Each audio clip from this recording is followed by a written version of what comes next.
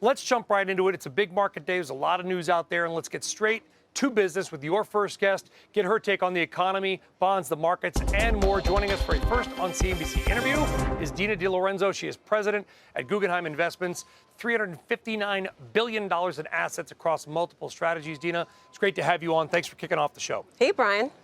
So I think the biggest question I've gotten, and I'm guessing you've gotten as well from your clients, is why are the markets holding up so well when, I don't want to call it a war necessarily yet, but there's still a lot of conflict in the Middle East?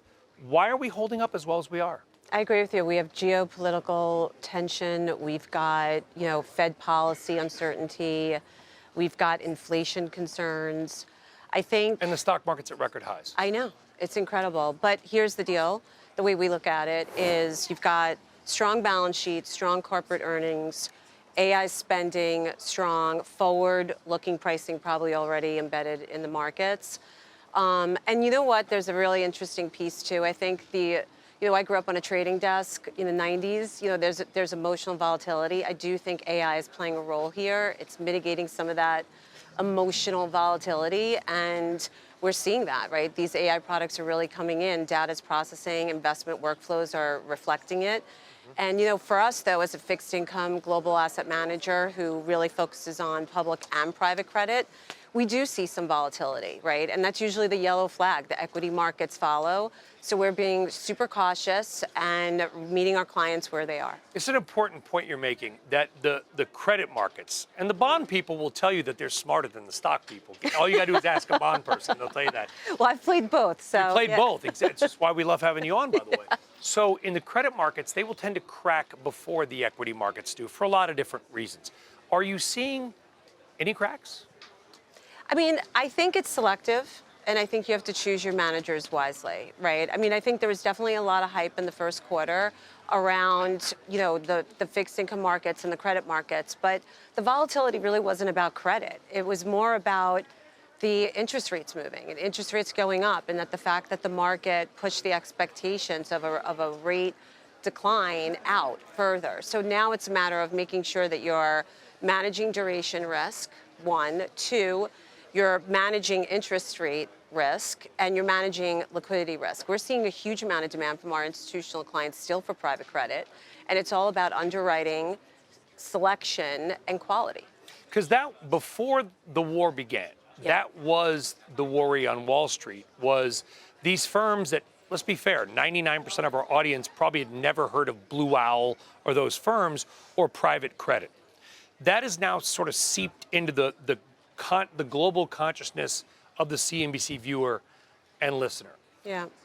But it's kind of been pushed to the back pages because of what's happening around the Persian Gulf and Iran. Where is private credit right now? Is it the same, better, or worse than it was 2 months? Let's take a step back. Private credit means multiple things, and I don't think people really understand that, right? They were focusing on the vehicle that the private credit was in, right? And private credit is still really an important asset class. As a matter of fact, it's not so much of an alternative now. It's demanded by both the wealth channel and the institutional channel. It's an important component of every single portfolio, right? So private credit is not going away. We're still seeing a tremendous amount of demand. And there's different types of private credit. There's asset-backed financing, there's CLOs, there's structured credit. And it's really important that you choose the right manager to give you a diversified portfolio around private credit that achieves the yield targets that you want and understands what your liquidity needs are. Some of those are sort of scary terms, I imagine, for a lot of the non-Wall Street professionals that are watching us right now. What's your word of advice to the non-pro investor about how to manage through a time, listen, it's always a scary, volatile time on Wall Street. If you find a time that isn't, let me know, and that's when I'll be scared, to be honest with you, because your job is to manage risk. That's literally your and your team's job. What's some words of advice now on how to get through a period where people are like, I don't understand why the stock market's at record highs? Well, okay, first, I was formerly a financial advisor before joining Guggenheim, right? And it's super important that you really understand your client, right? You need to understand what their liquidity profiles are, what their long-term goals are, and there's a big difference between institutional and retail clients. Art And therapist. right, exactly. Right? Yeah, and I think investors are smarter, right? Like right now, you do have a little bit of a divergence between investor sentiment and consumer sentiment, and I think it's really important to understand the difference between the two, and really understand that, like, overall, it's important to have a diversified portfolio and really know what's inside the vehicles that you're buying and ask the right questions. Dina, it's Kelly here back in the studio. I appreciate being able to jump Kelly. in. Hi. As I look, we're talking a little bit more about this in a moment, but things like the 30-year, Treasury bond going above 5%, some of the trends we're seeing across shorter maturities, are those trends that concern you? Is there anything that, are these warning signs for fixed income, especially with what's going on in Japan, or, are we making too much of it? I don't think we should ever make too much of anything right now, right? I think it's really important to keep fully informed and transparent of what's happening across the globe, especially as it relates to currencies, oil prices, inflation risk. I mean, we're entering a phase with a change with the Fed policy potentially. So I think with respect to the way you're looking at the portfolios for fixed income, it's really important to make sure that you're getting the income you need and be positioned in the effect that rates stay flat, go up, or go down. And that's the way that we're managing the portfolios across the duration risk. So, and just one more on Japan. I don't know is there a message from the country dealing with, it's having to defend the currency, it's trying everything that's going on with their bond yields. Yeah, I can't help but look there and see it as a precursor because of debt loads to maybe what could happen here. But then people have been saying and thinking that for 15 years.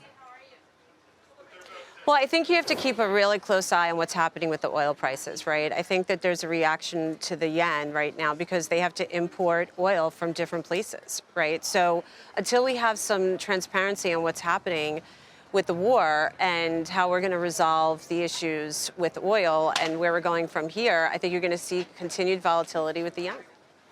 Yeah, and I think that to wrap it up, Dina, I think that there's been a sort of the common wisdom, which sometimes is not very wise, let's be honest, but the idea that the longer this goes on, the bigger the risks are, the worse it may get. Do you agree with that statement? Well, I think the market has priced in right now that it's probably going to not resolve itself quickly, right? I think the most important thing is short-term spikes and unexpected developments, right? Is there going to be a huge spike? Is there going to be a huge disruption in the strait where the supplies that we're getting now are actually going to be even further disrupted? Because I do think that right now the markets have priced in that the world leaders they're going to resolve this, hopefully, right? Hopefully. What is the first thing that you check then every morning? You wake up is it bond yields? Is it currencies? What's the first thing you look at? Well, first I check geopolitical news and make sure that overnight, what has been the safety of the people around the world. I mean, right? I mean, where are people stationed? Where is their missiles being shut off? Et cetera. What's then that impact to the market? What are the world leaders saying? And then where are the rates going? That's the second thing I really look at, right?